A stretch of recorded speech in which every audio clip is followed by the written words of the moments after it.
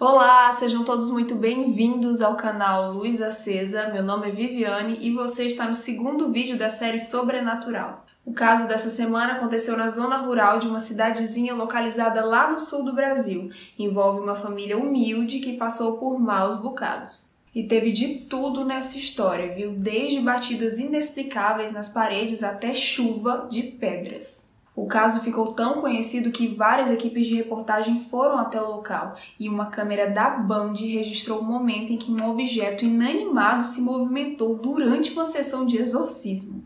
É melhor você deixar essa luz acesa, hein? Porque essa história é horripilante.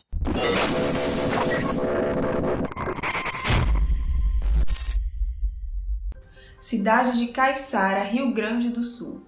Esse pequeno município não chega nem a 5.000 habitantes e a maioria deles mora na zona rural, geralmente em casas feitas de madeira com telhado de brasilite. Seu Augusto, Dona Neuza e seus 3 filhos moravam numa exatamente assim, e no início de 2014 a rotina deles mudou por completo. É importante deixar claro desde o início que as casas daquela região eram distantes umas das outras. Então, o vizinho mais próximo morava numa distância considerável. Certo dia, a família ouviu sons de socos nas paredes do fundo da casa. Seu Augusto rapidamente foi conferir quem estava batendo tanto, mas não encontrou ninguém. Verificou ao redor da casa e não tinha uma viva alma por ali. Na noite seguinte, sons estranhos no telhado chamaram a atenção da família. E, para o espanto de todos, eram pedras caindo do céu, em cima e ao redor da casa. As que caíam no teto não rolavam e nem quebravam o frágil telhado, ficavam ali como se fossem imãs. O susto foi tão grande que a família correu para chamar o vizinho Valdir, e ele também testemunhou o fenômeno.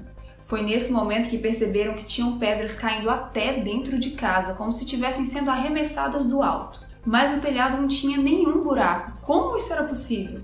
Em poucos minutos, o chão estava repleto de pedras dos mais variados tamanhos. Sem saber o que fazer, o vizinho Valdir chamou a família para passar a noite na casa dele. Mas assim que chegaram, pedras começaram a cair no telhado dele também. A gente percebeu que era uma coisa anormal, né? Que não era algo que alguém tivesse praticando, né? O senhor presenciou as pedras caindo? Presenciei. Coisa arrepiante até. Surgia do nada, caía dentro de casa, caía no telhado. Neles mesmo da família acabava caindo pedra. Dentro de casa? Dentro de casa. Mas as janelas abertas? Com as janelas fechadas. A solução que o senhor encontrou naquele momento foi trazer a família do seu Augusto até aqui. Ceder minha própria casa para que eles passassem a noite, né? Mas após abrir o portão, né? Abrir o cadeado, quando a menina tocou no portão, né? Caiu 2 pedras em cima do telhado da minha casa. Depois de muitos episódios como esse, o seu Augusto cansou. Queria descobrir quem era o desocupado que estava tirando a paz da sua família. Então ele ligou para a polícia. O oficial que atendeu ao chamado se chama Marcos Kleber Paloche, que foi para o local imediatamente, achando que seria apenas mais uma ocorrência de perturbação do sossego, mas se enganou. Ao chegar na residência, ele encontrou a família debaixo da mesa, tentando se proteger das pedras que caíam dentro de casa. Prontamente, o policial averiguou a área externa em busca de alguém, mas não teve sucesso. Enquanto isso, seu parceiro, que estava na casa, ouviu o som de uma pedra caindo em um dos quartos. E detalhe, as janelas estavam fechadas e não tinha nenhum buraco no teto. Tentando ver se a pedra vinha de lá ou vinha de cima. Eu andei aqui, tinha uma plantação de milho aqui, andei aqui para cima aqui, caminhei a estrada lá embaixo, coloquei a viatura mais adiante na tentativa de encontrar alguém, né, que estivesse fazendo essa arte, né?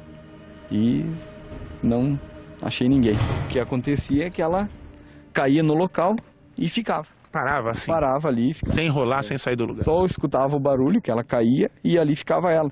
Eles se esconderam dentro da casa ainda em busca de uma explicação. O meu colega, o Cid, estava na porta aqui, olhando para dentro ali enquanto eu falava no telefone. Quando escutemos uma pedra cair dentro, no quarto. A situação que vocês encontraram lá do lado de dentro foi essa. Portas, janelas, tudo fechado. E a pedra no chão. Um boletim de ocorrência foi registrado, mas nenhuma solução foi apresentada para a família. Nos dias que se seguiram, a família percebeu que os móveis amanheciam alguns centímetros fora do lugar. Os alimentos apodreciam rapidamente e em certas manhãs eles apareciam espalhados pelo chão da casa. Em uma tarde, enquanto Dona Neuza fazia pão, uma pedra foi arremessada dentro da assadeira. Em seguida, uma outra atingiu o vidro do fogão, que se quebrou por inteiro. As camas eram empurradas e os lençóis bagunçados. O guarda-roupa amanhecia completamente revirado. O policial Marcos Kleber Paloche foi chamado novamente e dessa vez ele presenciou a chuva de pedras ao redor e dentro da casa até as 3 horas da manhã. Em algumas noites, os moradores da casa eram acordados com água. Isso mesmo, seu Augusto disse que alguma coisa jogava água quente e às vezes gelada em cima deles enquanto dormiam. Os membros da família ficaram extremamente estressados e agressivos uns com os outros. A relação deles mudou drasticamente. A polícia foi chamada novamente. O sargento João Carlos Aquino disse que infelizmente não podia fazer nada e que diante daquela situação, apenas uma ajuda espiritual podia dar jeito. O caso se tornou o principal assunto da cidade e os moradores decidiram abrigar a família em um colégio próximo. E adivinha só, os fenômenos passaram a acontecer lá também. E as pessoas viam que não tinha ninguém jogando pedras, elas simplesmente caíam numa trajetória reta, do nada. Decidiram então que o melhor lugar para abrigar a família era na capela da cidade. E eles passaram 2 dias por lá sem qualquer relato sobrenatural, mas no terceiro dia, tudo de novo. A prefeitura enviou psicólogos e assistentes sociais para conversarem com a família. E segundo eles, aquela situação estava no âmbito psíquico, não tinha nada de sobrenatural. Então eles ofereceram um acompanhamento psicológico que de nada adiantou. A situação piorou. A filha de 11 anos do casal passou a ter um comportamento estranho. Sua voz engrossava estranhamente e certo dia, do nada, ela partiu para cima do irmão de 8 anos e tentou enforcá-lo.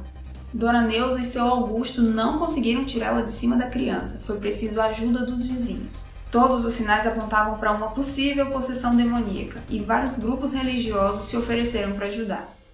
A mídia logo se interessou pela história e várias equipes de reportagem se deslocaram até Caiçara. O produtor de vídeo Gelson Luiz da Costa foi até o local movido pela curiosidade e com sua câmera ele fez imagens da casa, dos moradores e das pedras no telhado. Ele percebeu que a família precisava de ajuda e prometeu que encontraria um médium que fizesse um trabalho de exorcismo. E o médium Nelson Júnior, pai, se ofereceu para ajudar.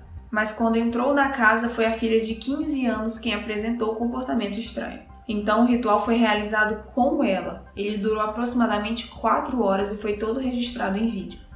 Durante a sessão, o médium perguntou ao espírito o que ele queria com aquela família e uma voz grave respondeu: "Eu quero a casa". Seu Augusto relatou ao médium que antes deles se mudarem para lá, o antigo dono havia morrido naquela casa e quando estava vivo não queria vender o terreno de jeito nenhum. A equipe de reportagem da Band também foi até lá. Enquanto ajustavam os últimos detalhes para fazer uma entrevista com o casal na porta da casa, ouviram um barulho lá dentro e era mais uma pedra. E como a adolescente estava na casa, logo desconfiaram dela. Mas minutos depois, o funcionário que ainda estava do lado de fora da casa foi atingido por uma pedra. Todos ficaram apavorados porque não tinha uma justificativa para aquilo, ninguém havia jogado. No momento da gravação, a família conversa com os produtores quando um barulho vem de dentro da casa. Caiu? Acabou de cair.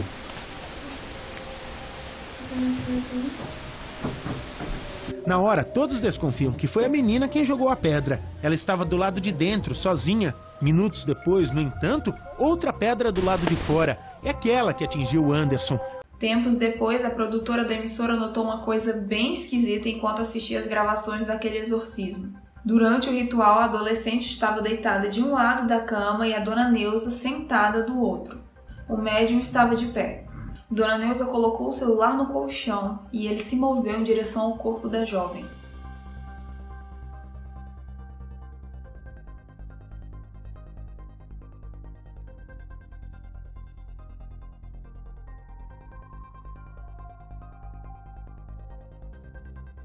Claro que existe uma inclinação no colchão por causa das 2 pessoas que estavam em cima dele, mas esse movimento foi estranho, não foi não?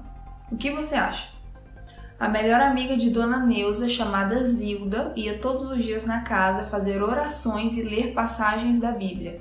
Ela também foi atacada com pedras e presenciou outros membros da família serem atingidos. Entretanto, mesmo com todas as ajudas físicas e espirituais que a família recebeu, os fenômenos não cessaram.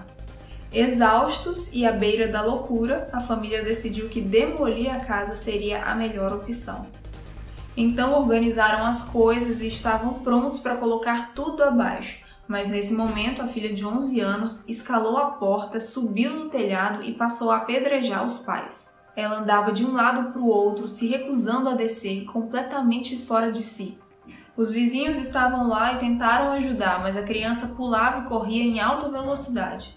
Logo em seguida, o telhado cedeu e ela caiu dentro da casa, mas não houve nenhum ferimento. A família narra uma cena que chega a ser uma cena de arrepiar, da menina mais nova, de apenas 11 anos, correndo em cima da casa. O senhor presenciou essa cena? Presenciei também. Até vim ajudar para tirar ela, porque aqui é longe, corpo de bombeiro, essas coisas. Mas ela estava assim num estado que a gente não entendia, não era mais pessoa. Ela dava uns gritos enormes, parecia um animal gritando, sabe? Não parecia a gente, né? Tu chamava ela não dava atenção, tu tentava pegar ela fugia, ela corria com uma velocidade enorme em cima do telhado, né? A gente não conseguia entender o que estava incorporado nessa menina, né? E no final, sim, ela deu uns pulos altos e acabou rompendo o telhado e caiu dentro de casa. Se machucou muito? Não, não apareceu hematomas nenhum. Nenhum arranhão? Nenhum arranhão.